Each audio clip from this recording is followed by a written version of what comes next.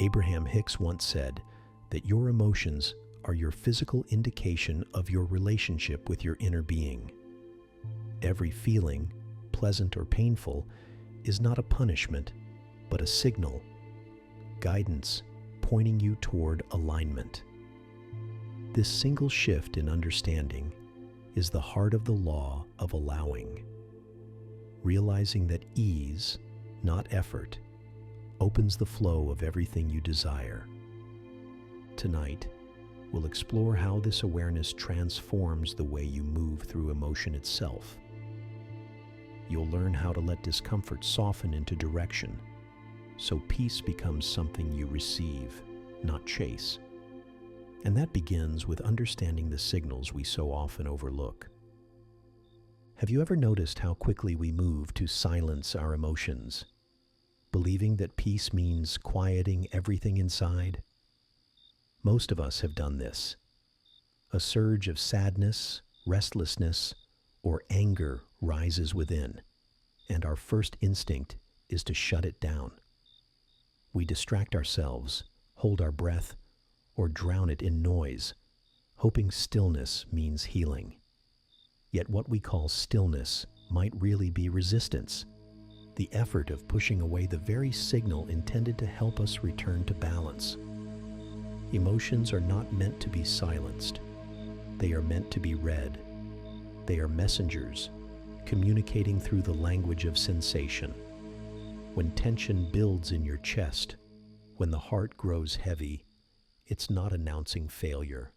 It's showing contrast. That ache is the signal of a vibrational gap. Your inner being holds a calm, loving knowing of who you are and what you want, while your present perspective is offering a different, often self-critical vibration. The pain is the friction between those two frequencies. It's not punishment. It's feedback, showing that your thoughts have wandered from the energy of your own well-being. This is why negative feelings feel so intense. They aren't bad emotions. They're signs of contradiction. Your inner being's steady positivity meeting your focus on doubt, fear, or unworthiness. The greater that mismatch, the deeper the discomfort. Understanding this alone eases the tension, because you realize there's nothing wrong with you. You're simply being notified, moment by moment, of where your energy sits. When we ignore or resist that message, anxiety tends to build in the gap. The mind steps in, insisting it must control what the heart is already trying to guide. Yet no amount of argument can realign misdirected energy. Trying to think your way out of feeling simply layers resistance on top of resistance. Real relief begins when you stop managing emotion and start allowing it to reveal where you stand vibrationally. Abraham Hicks calls emotion a direct communication from the inner being, a constant signal of alignment.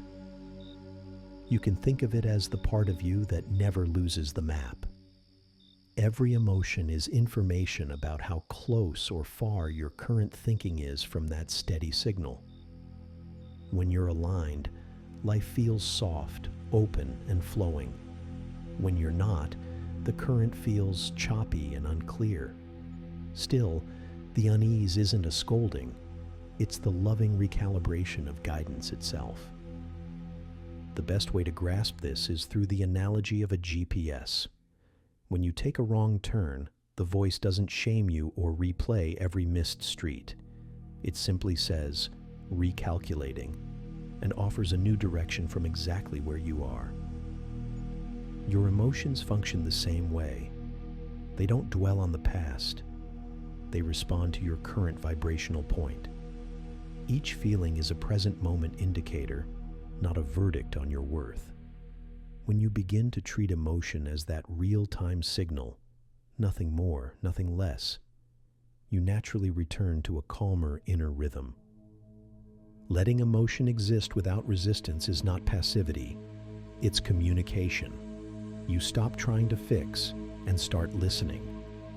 You may notice a subtle shift, a breath that deepens, a tension that unwinds, a soft sense that the inner traffic has cleared. That's alignment reestablishing itself.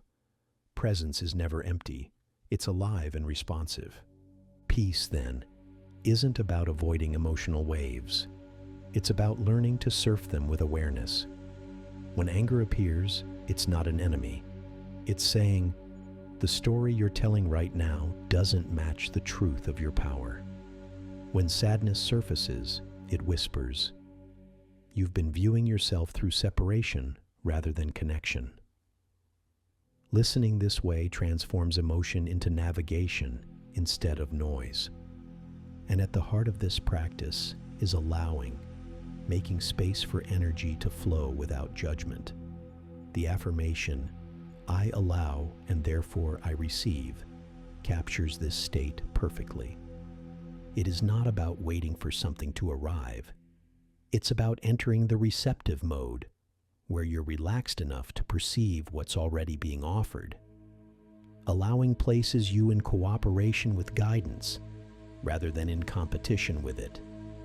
Each time you let emotions speak, even softly, you strengthen trust between your mind and your deeper awareness.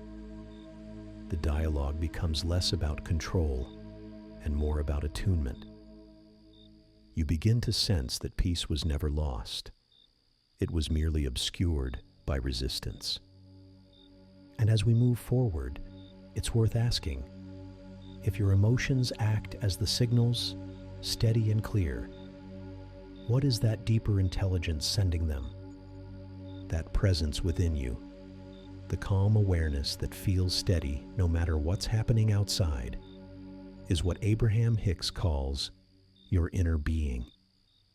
It's the quiet compass always tuned to love, the perspective that never wavers. While your physical self sees one small piece of the picture, your inner being perceives the whole. It isn't a separate voice or a person to consult. It's the clearest version of you, resting just beneath mental noise. When peace comes easily, that's alignment. When unease rises, it only means your current thought has wandered a little off frequency. Your inner being already holds the map. It asks nothing of you except to care about how you feel. There's no need to prove worthiness or follow a certain path before you can connect. The connection exists continuously. Your emotions simply reveal whether you're turned toward or away from the signal. When you begin to care about feeling a little better, you're already steering back toward that loving awareness. Every emotion becomes a compass, showing which direction you're vibrating in. The challenge is that the mind tends to shout over this guidance. It fills the day with effortful chatter, plans, warnings, criticisms that feel like pressure. Thoughts such as, I should already be there, or I can't stop now sound productive, but are really signs of struggle. Yet the inner being's tone is entirely different. It never scolds, never hurries, never pushes. Its words, or often its sensations, carry steady reassurance. You're okay. Keep leaning toward relief. This difference in language can feel confusing at first. We've been trained to distrust what feels easy. The physical world often teaches that comfort equals complacency, that if it feels good, something must be wrong. But the inner being's messages overturn that belief. In this guidance system, what feels good is the truest indicator that you're on the right path. Positive emotion means harmony between your human perspective and the broader view of your inner being. The uplift you feel isn't a trick. It's alignment announcing itself. You might notice this in subtle ways. A deep breath that arrives naturally, a small surge of clarity when you stop forcing a plan, or the way a walk outside suddenly dissolves tension. These aren't coincidences, they're confirmations of connection. Most people dismiss such gentle cues, thinking guidance must arrive as a dramatic revelation. but the signal doesn't need to shout when you're tuned to it. It hums quietly, always available. Choosing alignment doesn't require rewriting your entire mindset. It simply means choosing thoughts that feel a little better than the ones before. Abraham Hicks calls this moving downstream. The thought that feels softer is always the right next one. The mind might argue for effort and control, but emotion is the more accurate compass. Relief, a loosening, a small sigh, an exhale, is the physical evidence that your vibration has shifted. That feeling indicates the flow of energy moving freely again. Downstream thoughts are not forced optimism. They are gentle course corrections guided by emotion itself. Think of this process like adjusting a radio. The broadcast of calm and clarity is constant, but when you twist the dial with frustration, the message becomes static. As you relax your mental grip and soften attention, the sound clears. The channel was never lost, only reception was momentarily off. Emotional improvement is that fine-tuning. Every time you notice a thought that feels discouraging and choose one that feels even slightly kinder, you move closer to clear transmission. Over time, these small shifts create a larger transformation. When you become a consistent vibrational match to your inner being, you begin to move through life with quiet confidence. The influence you carry grows noticeable, not because you're louder or more forceful, but because alignment radiates ease. People sense it. They feel calmer in your presence without knowing why. That steady inner congruence becomes your quiet power, the natural result of being in accord with your own source of clarity. Real peace, then, isn't something constructed through hard work. It's remembered the moment resistance drops and you allow the signal to reach you fully. In that space, love doesn't have to be sought. It simply expresses through you in everything you do. You start to act from inspiration instead of obligation, from flow instead of friction.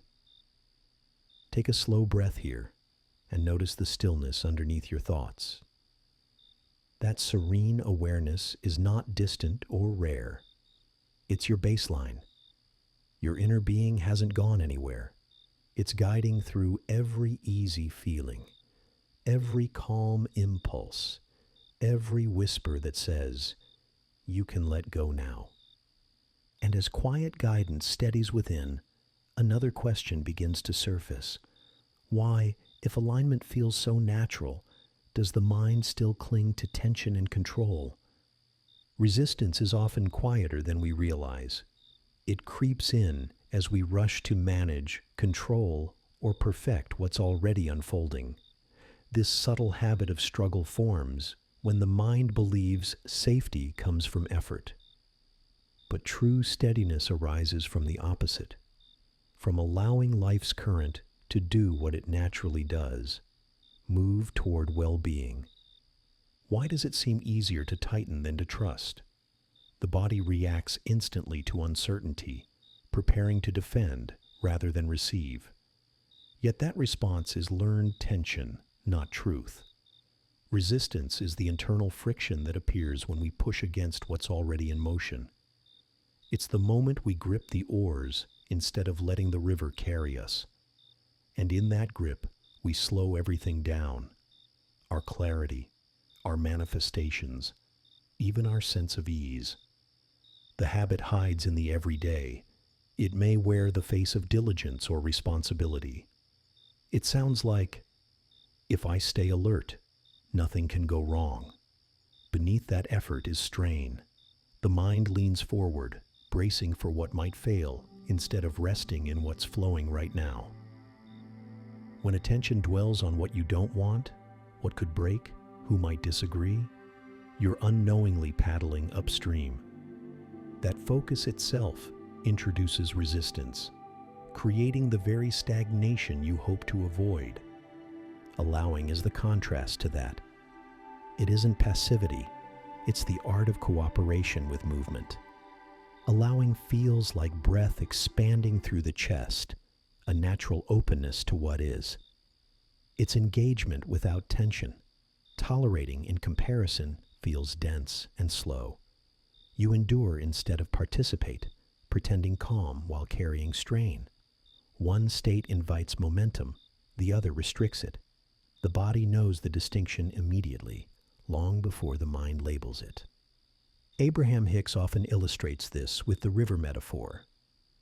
The current of life always flows toward expansion and well-being. When you resist, you turn upstream against that consistent current, and the physical discomfort you feel is the body's signal of that opposition. That ache, that constricted breathing, is simply the sensation of moving counter to flow.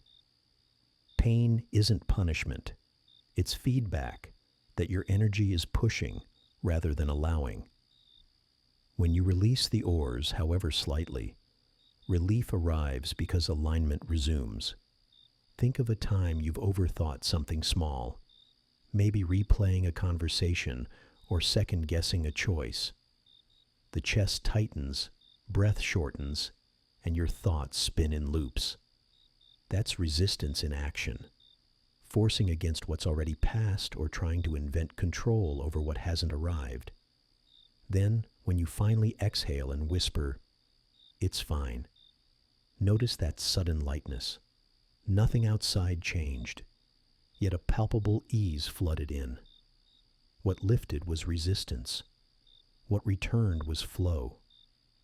The emotional body communicates this contrast long before words form. A tremor of tension, a release of breath, a loosening in the shoulders. These are the signals. When emotion feels thick or heavy, it indicates friction between what your inner being knows and what your mind is focused on. When it feels fluid, you've dropped back into harmony. Movement itself heals. Pressure only interrupts that motion. Resistance also disguises itself as productivity. You might feel you're responsible by analyzing every possible mistake or assessing what could go wrong. But focusing on unwanted outcomes activates the vibration of what's unwanted. That's the opposite of creative momentum.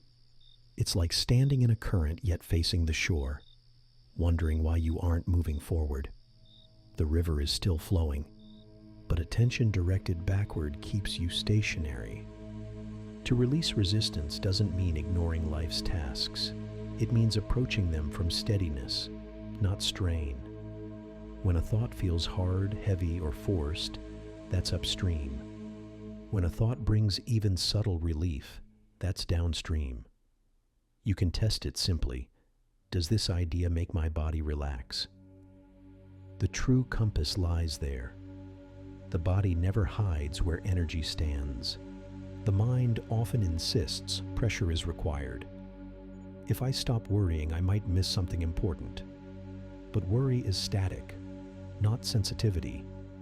Real awareness feels spacious, even when details remain uncertain. The emotional body instantly recognizes that distinction. Every time you soften into a calmer perspective, energy gains permission to realign. Guidance sharpens. Intuition rises, and solutions, previously blocked by effort, begin to present themselves. Let the next breath be gentle. Feel the shoulders drop. With that small release, you can sense how the current doesn't need your strain to move. It only ever asked for your presence. The more you trust that presence, the more life meets you with ease. Resistance dissolves in proportion to the trust you allow. As this softening continues, a question naturally arises. Not about forcing joy, but about how to let thoughts themselves begin to flow more smoothly. As thoughts begin to steady, the next movement is toward reshaping belief itself, a gradual shift from doubt to ease. This is where bridging beliefs come in. They are the gentle steps that guide your thinking out of contradiction and back toward desire. Instead of trying to replace an old belief with something you don't yet feel, you soften what's already there until it naturally harmonizes with what you want. What if change didn't require pretending to feel good, but simply allowing a little more relief in what you already think? Many of us expect transformation to happen like a leap, a sudden jump from fear to faith. But inner harmony rarely feels dramatic. It unfolds quietly through believable steps. A bridging belief is one of those steps. It helps close the vibrational gap between the mind's current story and the inner being's knowing, creating emotional consistency that lets energy resume its forward flow.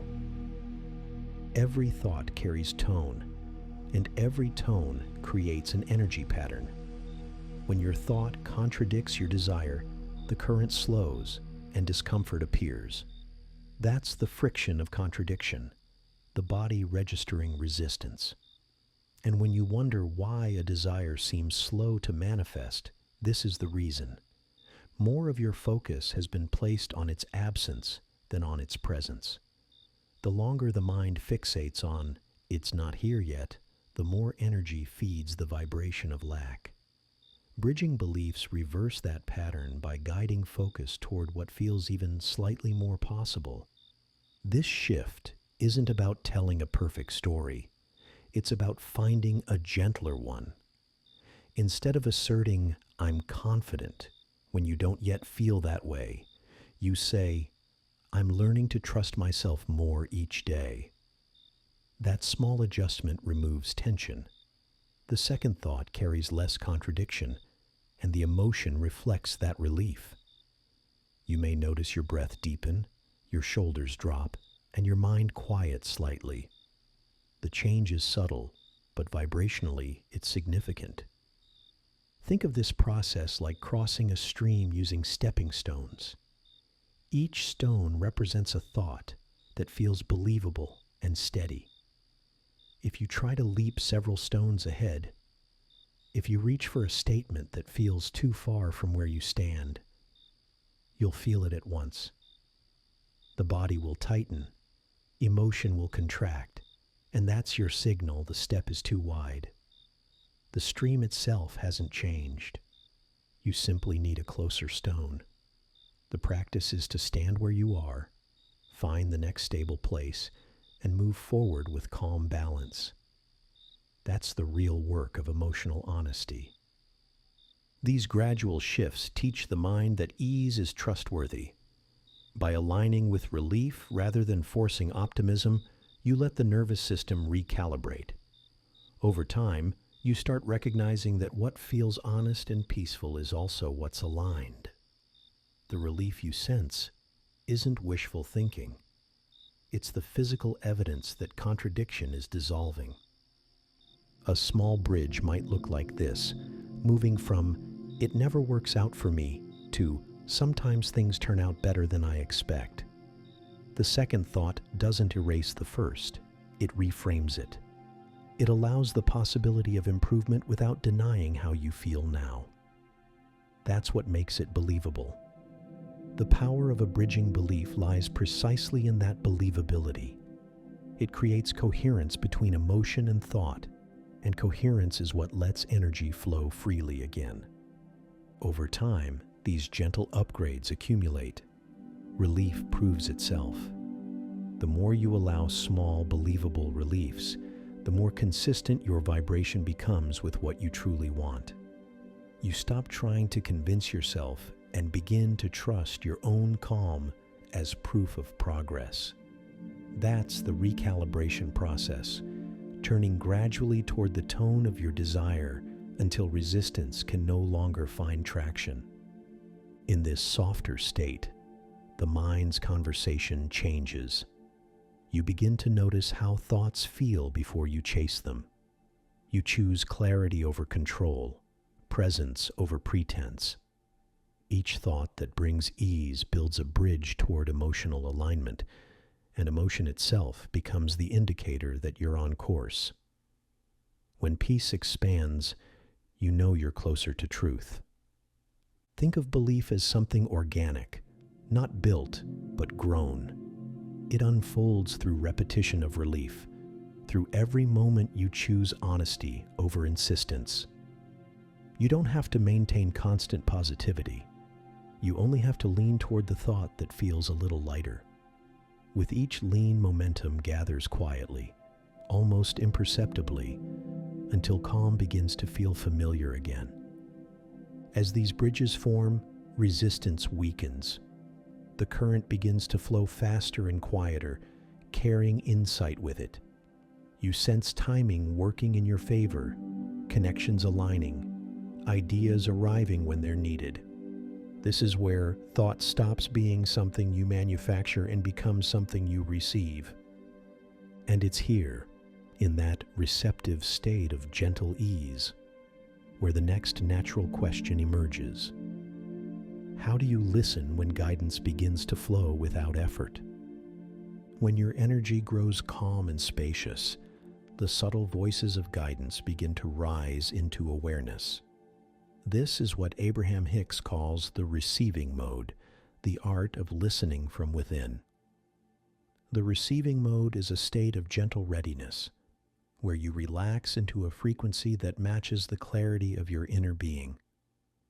It's the natural condition that appears when striving quiets and presence returns. In this space, ideas, impulses, and what Abraham calls revelations begin to move through you with timing so perfect it feels effortless. The receiving mode isn't passive waiting, it's deliberate receptivity, an active tuning. Guidance from your inner being never stops streaming. The signal is constant. What changes is your ability to perceive it. When your mind drifts toward worry, confusion, or overthinking, you tune to a mixed frequency that blurs the message. The moment you soften, breathe, and shift from tension to curiosity, the channel clears. You begin to sense thoughts that feel fresh, kind, and surprising in their simplicity. These are not random. They are your inner being's responses finally reaching you. This mode asks you to drop beliefs such as, "I don't know how," or "this is too hard," and instead lean into, "this can be simple for me." That small shift opens awareness to solutions that were always there. The goal is not to chase answers, but to recognize that ideas are continually being offered. Receiving mode is where you tune your inner tuner to what your source already sees: clarity, ease, and expansion. The more you care about how you feel, the more refined your tuning becomes. You can treat your emotional state as the dial. Tension means static. Relief means clear reception. Most of us were conditioned to equate effort with success. We analyze, push, and demand results, hoping the noise will summon control. But noise only drowns guidance. It's like trying to hear a soft melody while shouting the tune yourself. When you stop forcing the next step, space reopens for insight to surface.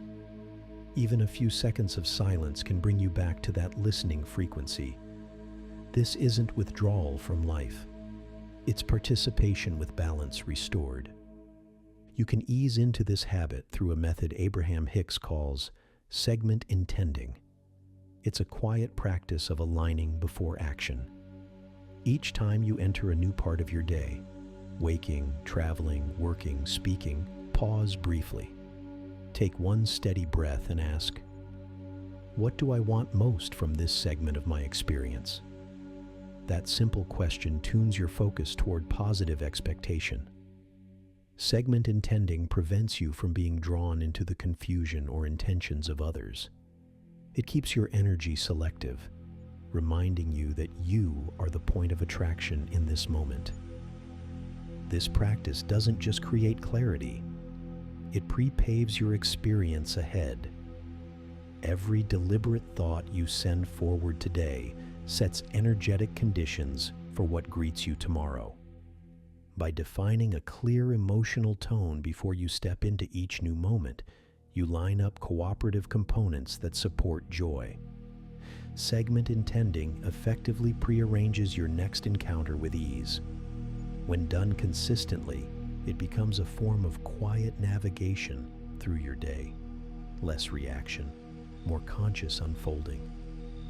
It is one of the simplest ways to remain in the receptive mode without retreating from daily life.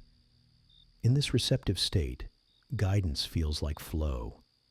Thoughts arrive already shaped, actions feel timely, and interactions become smoother. You notice conversations landing softly, intuitive nudges leading to solutions, and small coincidences aligning with precision. That is revelation in motion, the constant stream of your inner being meeting your attention in the physical world. Recognizing it doesn't require grand signs. You feel it as calm certainty in the body, a subtle yes that needs no explanation. You might recognize it in an ordinary morning when your mind is quiet before the day begins. Without effort, a new idea or a sense of reassurance appears. That feeling of, I can handle this, is the translation of your inner being's steady perspective. Acting from that space doesn't feel forced because timing is harmonized with your energy. Action follows naturally when you've already received direction. Allow this to become a daily rhythm. Set your tone, notice how it feels, and adjust by caring about relief over perfection. Each small pause reconnects you with the flow that's always available. Receiving is not weakness or delay. It's intelligent readiness. You are preparing the field for clarity by keeping the channel clear. When tension builds during the day, use that moment as a check-in. Ask quietly, am I tuned to effort or ease right now? That single question restores awareness. Your inner being always leans toward ease, and when you do the same, alignment reestablishes itself. The more you practice listening, the more natural it becomes to trust what you hear. You'll find that inspiration arrives faster than anxiety, and peaceful momentum replaces urgency. As openness becomes your new normal, something subtle begins to change in how you meet the world around you. You no longer confuse calm with passivity. You begin to feel that even amid challenge, you can remain open and receptive. And right there, another layer of discernment begins to take shape. The difference between allowing life to move through you and quietly enduring it. One of the most revealing parts of this work is learning to tell whether you're allowing or simply enduring. Allowing versus tolerating. The honest heart test. Abraham Hicks describes this distinction as essential to understanding emotional freedom.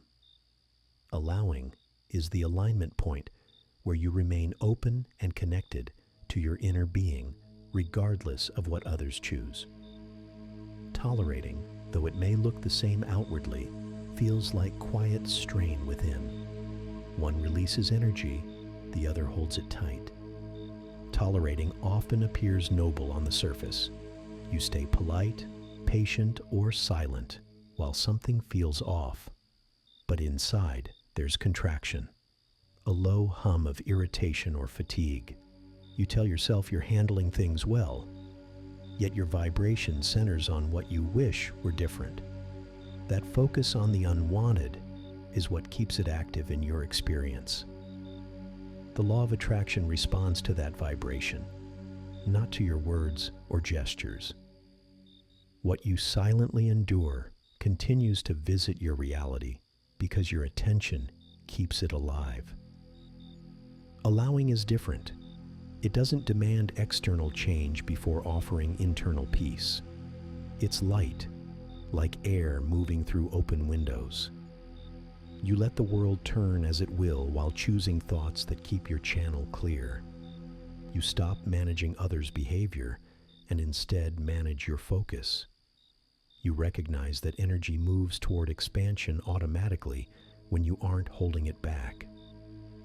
That freedom feels like a full exhale, the realization that your peace was never theirs to give in the first place. There's an emotional checkpoint to discern this. When you're tolerating, the body becomes your evidence. Tight shoulders, halting breath, a mind rehearsing defense. When you're allowing, the same situation elicits calm curiosity. The heart stays open even when opinions clash. There is presence without pressure. You still notice contrast, but your attention lands more gently. You observe from alignment rather than react from resistance. Consider a moment of disagreement. While tolerating, you nod quietly, but feel your energy shrinking, replaying each comment for hours afterward. The silence feels heavy. That's resistance disguised as peace. In allowing, you listen, acknowledge, and remain centered. Someone's disapproval no longer shakes your inner steadiness, because you understand their discomfort is about their own lack of allowance, not your worth. That awareness restores compassion without self-betrayal. True allowing also carries a deeper truth. You cannot create in another's experience. You cannot think their thoughts or offer their vibration for them. Their point of attraction belongs to them alone, just as yours belongs to you. Once this is understood, emotional freedom expands. Other people's reactions stop feeling like threats to your well-being. You remain tuned to your own signal, knowing that alignment is internal authority, not external approval. From this perspective, allowing becomes a form of respect for yourself and for others. You let each person walk their vibrational road while tending to your own compass. If another cannot allow you, you can still allow them in their not allowing. That's advanced emotional clarity. The willingness to stay steady in the presence of discord and still choose peace. You no longer need to prove harmony. Harmony radiates naturally when resistance is absent. The practical test is simple. Check your emotional tone. If peace feels forced or conditional, you're tolerating. If it feels natural and unguarded, you're allowing. The difference may seem subtle, but its consequences are profound.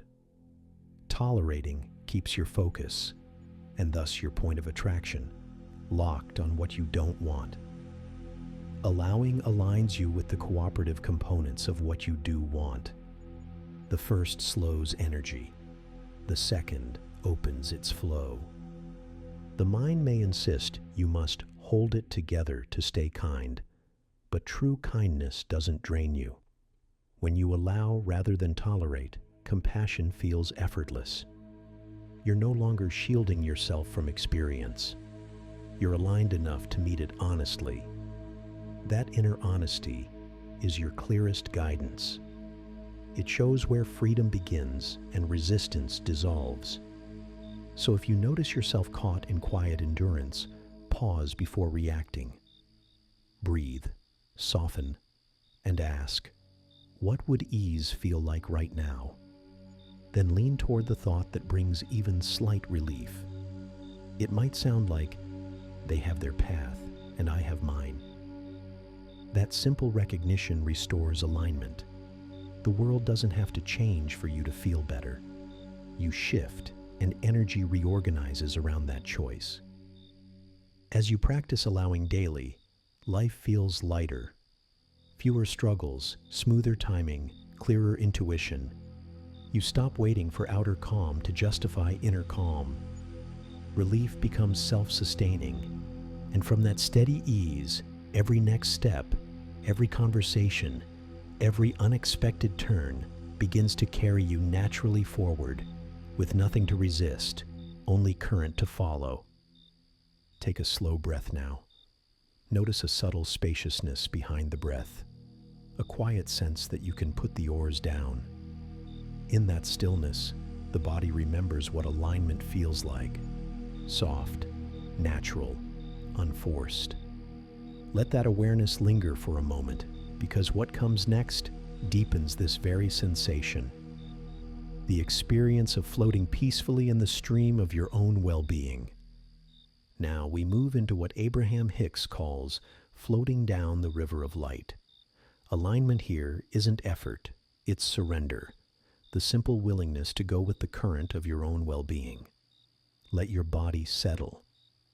Feel your breath slow, your thoughts untangle. As you allow yourself to be carried, notice the lightness that rises within. That ease, that relief, is proof you're moving in the direction of your desire. The water carries you effortlessly, glowing with quiet reassurance. Nothing to solve, nothing to resist, only flow. If this brought you a sense of peace, share in the comments what kind of ease you felt returning.